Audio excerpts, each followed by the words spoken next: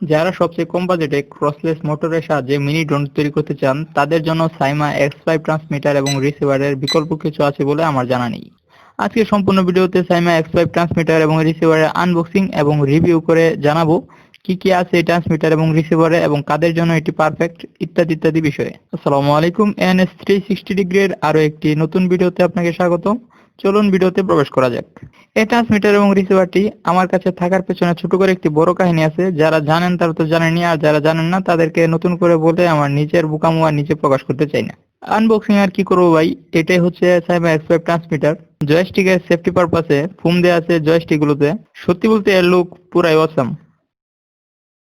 সত্যি বলতে এর জয়স্টিক গুলো খুব স্মুথ, অনেকটা প্রফেশনাল ট্রান্সমিটারের মতো। মিডিলে দেখতে পাচ্ছেন একটি পাওয়ার সুইচ, নিচের দিকে দেখতে পাচ্ছেন একটি এলসিডি। এবার এটা ট্রান্সমিটার, আসলে এলসিডি থাকাটা স্বাভাবিক বিষয় না। এলসিডির পাশে দেখতে পাচ্ছেন কিছু বাটন, এগুলো আসলে বাটন না, বাটনের মডেল করা।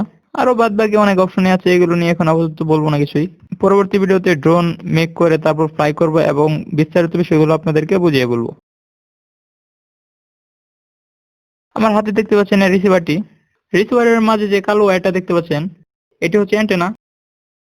এর পাশে দেখতে পাচ্ছেন একটি ব্যাটারি কানেক্টর, অর্থাৎ এটাতে ব্যাটারি কানেক্ট করার জন্য আলাদা কোনো পাওয়ার মডিউলের প্রয়োজন হয় না। এখানে 3.7 ভোল্ট ব্যাটারি সরাসরি কানেক্ট করা যায়। এটি হচ্ছে একটি স্লাইডার সুইচ, যার মাধ্যমে রিসিভারটি অন অফ করা যায়। এদিকে দেখতে পাচ্ছেন 4টি মোটর কানেক্ট করার জন্য M1, M2, M3 এবং M4 লেখা আছে। সাথে সাথে পজিটিভ এবং নেগেটিভও লেখা আছে, অর্থাৎ এই রিসিভারে সরাসরি আপনি মোটর কানেক্ট করতে পারবেন।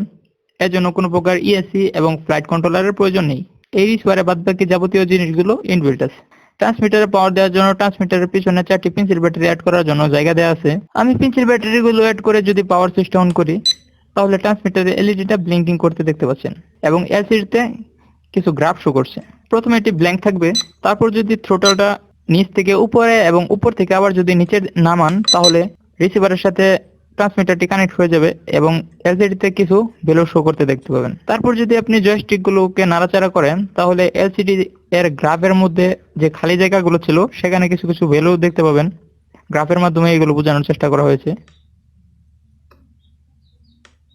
তারপর যদি আপনি জয়স্টিকগুলো নাড়াচাড়া করেন তাহলে এলসিডিতে কিছু ভ্যালু দেখতে পাবেন। এই ভ্যালুগুলো গ্রাফের মাধ্যমে প্রকাশ করা হয়। খুবই জোস একটা ব্যাপার। ট্রান্সমিটার এবং রিসিভারটি টেস্ট করার জন্য আমি একটি ক্রসলেস মোটর এবং 3.7 ভোল্টের একটি ব্যাটারি রিসিভারের সাথে সরাসরি সোল্ডারিং করে কানেক্ট করে দেব। আমি ব্যাটারিটি কানেক্ট করেছি ব্যাটারির স্থানে এবং মোটরটি যে কোনো একটি মোটরের স্থানে কানেক্ট করেছি সাধারণত চেক করার জন্য।